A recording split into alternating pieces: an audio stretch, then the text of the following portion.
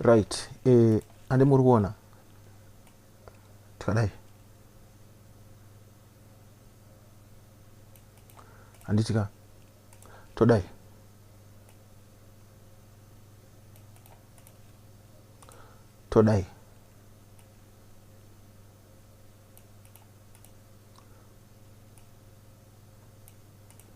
handitika right. Mune zvamanotice apa handitika right. Trend line iri 1 touch 2 touch kechi 3 tata breaker handitika.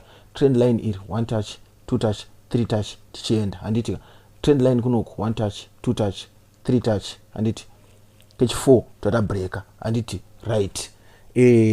Toda kudzidzisana inonzi trend line breakout strategy handitika right. Trend line breakout strategy ka one strategy yemamwe mastrategy akaita mbiri kana kuti ane mbiri mumarket. Rega tidzoke kwekutanga handitika. Muona line rataisa iri ratatanga kuisa iri handiti takati kana tichidrowa trend line tinotsvaga patacha market ka2. Market yakatacha ka2 that means kuti tane valid trend handitika right. Say up for example tikadai handitika totora low ish totora up todai handiti tinokwanisa kutotsvaga chi end kunoku handitika right. Takati end totsvaga kana taita sei pagadzirwa confirmation chi ye entry redu nema candlestick chart patterns. Kana usina kuona video ratikaita ma candlestick chart patterns iri kubuda pa screen iri dzokera mashure unoita sei unoriona right. Chinoitika nechinodewo so kana toda kushandisa strategy redu rechi trend line breakout strategy tinodrowa trend line redu pari kutacha market kachi ka 1 2 handiti kutangira pa 2 right. For example takadrowa touch 1 handiti tobva tadrowa touch 2 handiti market tinoimirira painodzoka handitika pa trend line panapa handiti ikabreaka market yedu handitika takutsvaga entry. Tinotsvaga entry sei ndo pachinopa tikataura kuti tinenge tichiona mapattern anenge aita sei anenge agadzirwa nemarket kupi kubigger time frame kana mutime frame yaunenge uri iyoyo akafanana nemapattern api mahead and shoulder madouble top madouble bottom aya atikati machi continuation chart patterns kana kuti reversal chart patterns handiti. For example market yedu kunoku tikada kutotarisa kunoku handitika tine pattern ishi yakanga yatogadzirwa apa ishi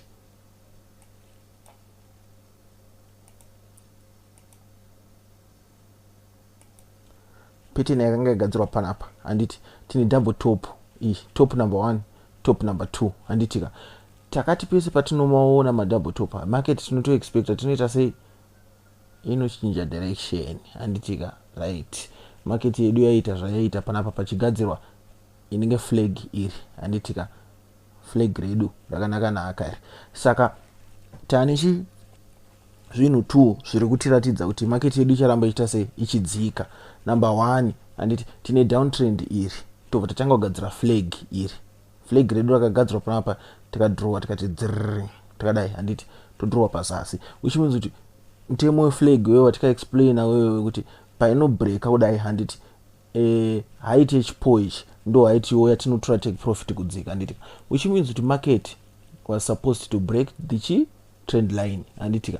Patika breaka pachona tinoconfirma nema candlestick patterns handiti right. Market yedu bveta sei ndobva yadzika zvakanaka handitika right. Tikauya futi pa area panapa handiti tikadrowa matouch edu 1 2 tichienda takadai handiti todrowa kunoku kuzasi kunoku handitika ka flag aka handiti bullish flag.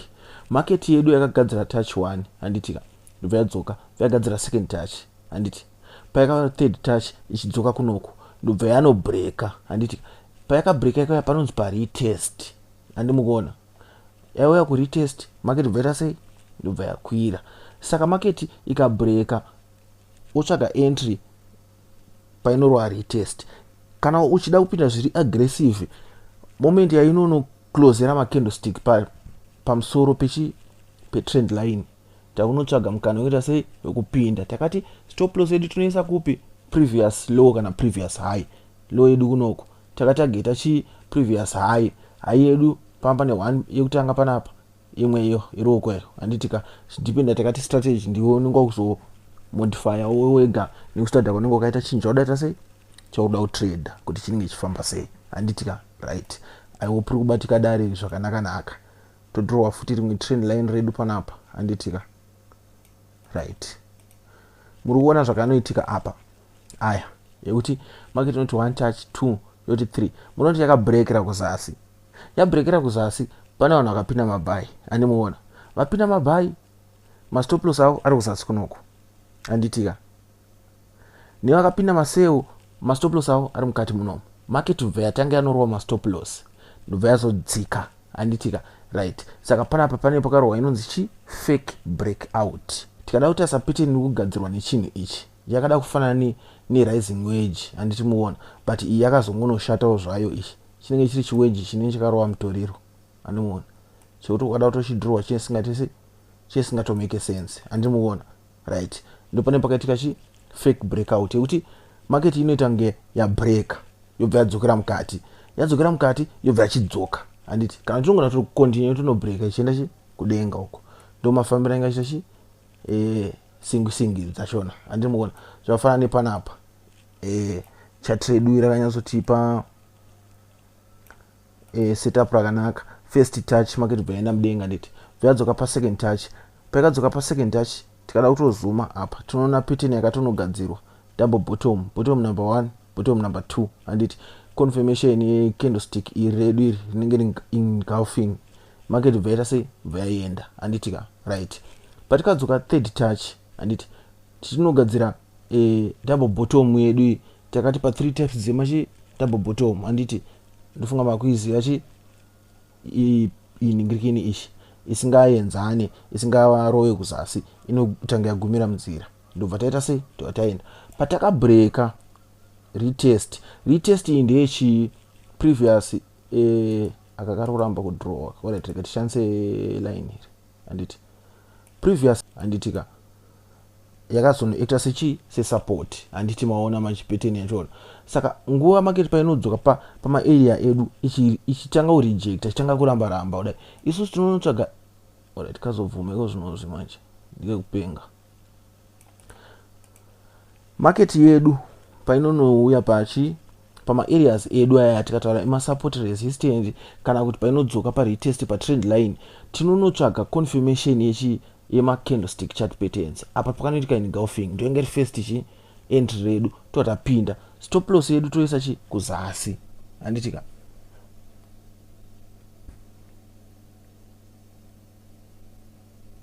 Stop loss yedu toisa chi kuzasi kunoko handimuona.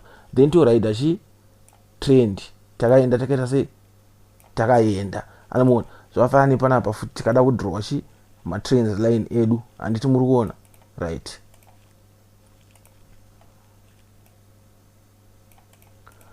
Paakabreaka tikadzoka uchi kuretest. Tadzoka kuretest market bva yabaya handimuona right. Ndo message ichiitika ne team roda kushandisa chi ma trend line sechi se strategy handitika. I hope rubatika dare zvakaita sei zvakanaka right. Ndofunga murongo zvonero mega kuti singi dzachona dzekuita sei dziri kufamba zvakanaka. Fake breakout ishi handiti muri kuona market bva yadzokera bva yanoita chi zvayaita.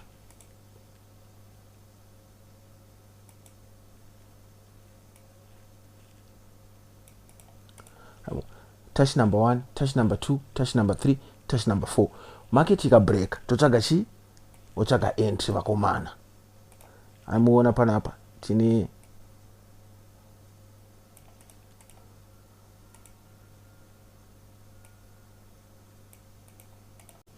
amuona panapa pakagadzirwa chi flag continuation chart pattern. Totoziva kuti market ichaita sei ichapwanyikira kuzasi handiti ichienda neita tiri kupwanyikira kuzasi nekuda kwekuti taona move redu iri down trend iri handiti kuti low high low high low high low totanga kugadzira chi flag redu flag continuation chart pattern takaenda painongono breaka totsvaga chi entry ane mabata dare rachona zvakaita sei zvakanaka. Iyi ndo inonzi trend line strategy. Handiti tikushandisa trend line se ningirikini tool redu rinotionesa kuti market price yedu zvayabreaka trend, which means kuti takuenda. Handiti topinda kana tisina kuonawo maconfirmation hatite sei hatipinde ane mabata dare rachona zvakaita sei zvakanaka. Handiti saka skill iri haringomuke munhu akuita sei akurigona rekudrowa matrend lines rekuita sei unotoenda pademo uchidzidzira. Handiti uchidzidzira nguva nenguva pedzisira kuita sei wakugona. Handi maona wakunyatsonzwisisa kuti aiwa iri trend rine musoro, iri trend harina musoro, ane mapabata right. Ngatisanganei panext video.